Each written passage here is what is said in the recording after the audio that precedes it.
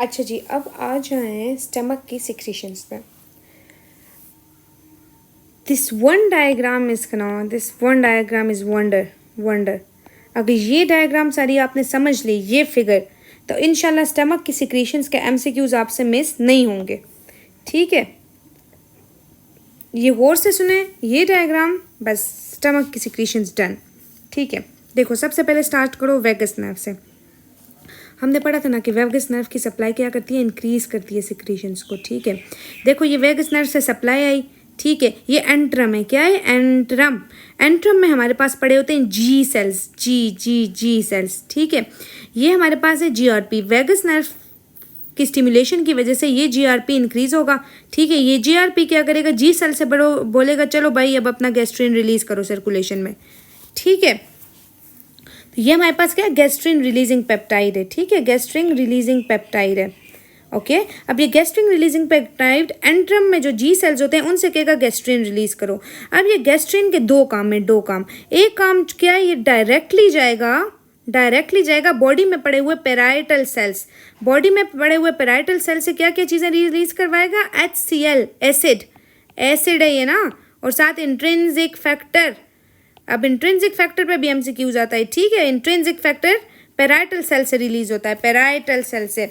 दूसरा काम गैस्ट्रिन क्या करेगा कि एंटीरोक्रोमेफिन सेल के पास जाएगा, एंटीरोक्रोमेफिन सेल से कहेगा कि चलो भाई अब हिस्टामिन तुम दो, हिस्टामिन। और ये हिस्टामिन भी जाके पेराइटल सेल से कहेगा कि अपनी सिक्रीशंस डालो, रिलीज करो।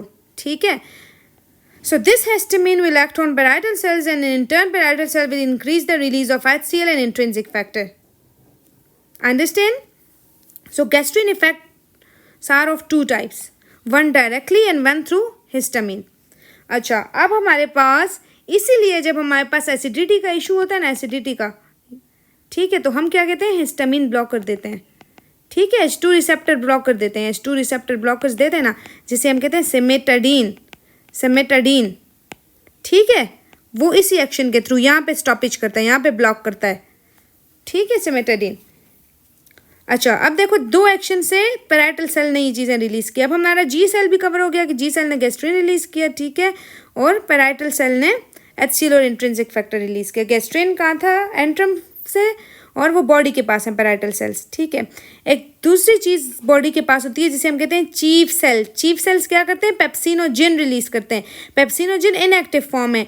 अब ये HCl इस पेप्सिनोजिन में एक्ट करके इसे चेंज कर देगा पेप्सिन में, पेप्सिन। और ये पेप्सिन क्या करेगा कि प्रोटीन्स की डाइजेशन में हेल्प करेगा,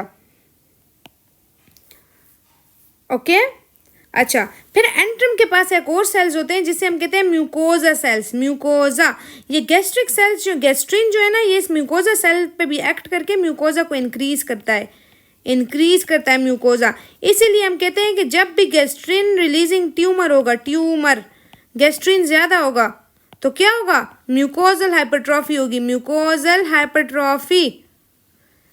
समझ आ गई। गैस्ट्रिनोमा की वजह से, गैस्ट्रिन रिलीजिंग ट्यूमर या गैस्ट्रिनोमा की वजह से क्यों हाइपरट्रॉफी होती है, अंडरस्टैंड।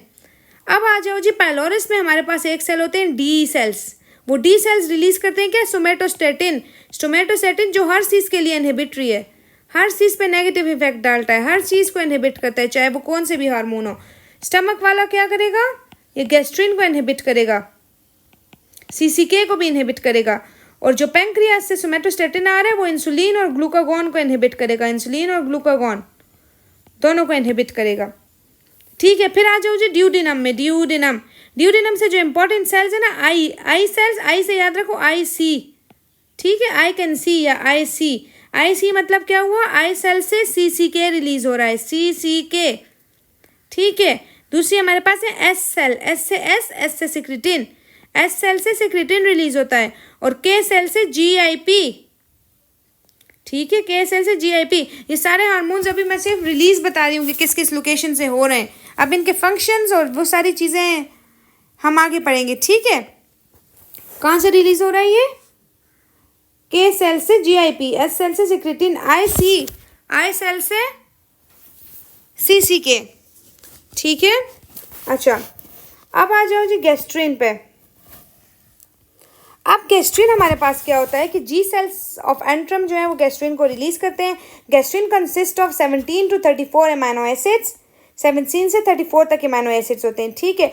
अब let's do main actions of gastrin. So the main actions of gastrin are what? It release acid और दूसरा म्यूकोजल ग्रोथ, ठीक है। गैस्ट्रिक एसिड सिक्रीशन, पेप्सिन, ठीक है। और ट्रॉपिक एक्शन क्या है उस लोकेशन पे? इंक्रीज म्यूकस, ठीक है। अब इंपॉर्टेंट चीज़ें ये आती हैं कि गैस्ट्रिन के लिए स्टिमुलेटरी फैक्टर कौन से हैं और इनहिबिटरी कौन से हैं। तो गैस्ट्रिन का स्टिमुलेटरी सबसे मेन अभी जो मैंने करवाया कि जिस आके गैस्ट्रिन रिलीजिंग पेप्टाइड को रिलीज करवाता है वो क्या है? वेगस नर्व, ठीक है। दूसरी चीज़, जैसे स्टमक में फूड ज़्यादा होगा स्टमक की डिस्टेंशन होगी, फिर जाके डिस्टेंशन ऑफ स्टमक क्या करेगा? गैस्ट्रिन को रिलीज करवाएगा ताकि HCl ज़्यादा हो। HCl फिर फूड की डाइजेशन में हेल्प करेगा ना, इसीलिए distension of stomach. Proteins main इसके रिलीज का फैक्टर क्या है? Amino acids. प्रोटीन्स की डाइजेशन करवाता है ना, तो प्रोटीन्स और कैल्शियम, अल्कोहल, कॉफ़ी, उसके अलावा सीएनएस के स्टिमुलाई मतलब कौन से? जैसे ही हम देखो फूड को स्मेल करते हैं ना तो गैस्ट्रिन रिलीज होना शुरू हो जाता है ऑल्फैक्टरी स्टिमुलस की वजह से, ठीक है। देखो वेगस नर्व हो गया, गैस्ट्रिक डिस्टेंशन, इंटेरिक न्यूरॉन्स, ये सारे हमारे पास जी सेल पे पॉजिटिव, प्रोटीन डिस्टेंशन हो गया, ठीक है। ये सारे पॉजिटिव इफेक्ट करते हैं। अब इनहिबिट क्या करता है? इनहिबिट, ये येलो जो नजर आ रहे हैं ये इनहिबिटरी फैक्टर्स हैं। क्या? देखो एसिड को रिलीज करवाते हैं ना, यही एसिड इस पर इनहिबिटरी इफेक्ट डालता है। जैसे ये एसिड बहुत ज़्यादा हो जाएगा ये आके इसे इनहिबिट करेगा नेगेटिव फीडबैक के थ्रू, ठीक है। तो सबसे पहला क्या हो गया? एसिड, फिर क्या हो गया? सोमेटोस्टेटिन जो डी सेल से आ रहा है, ठीक है। और फिर सेक्रेटिन हार्मोन नहीं है जो एस सेल से आता है, वो भी ये गैस्ट्रिक सिक्रीशंस को, गैस्ट्रिन को इनहिबिट करता है। ये सारे इसके इनहिबिटरी फैक्टर्स हो गए गैस्ट्रिन के। अच्छा, अब हमारे पास एक सिंड्रोम है जिसे हम कहते हैं Zollinger Allison syndrome. Zollinger Allison syndrome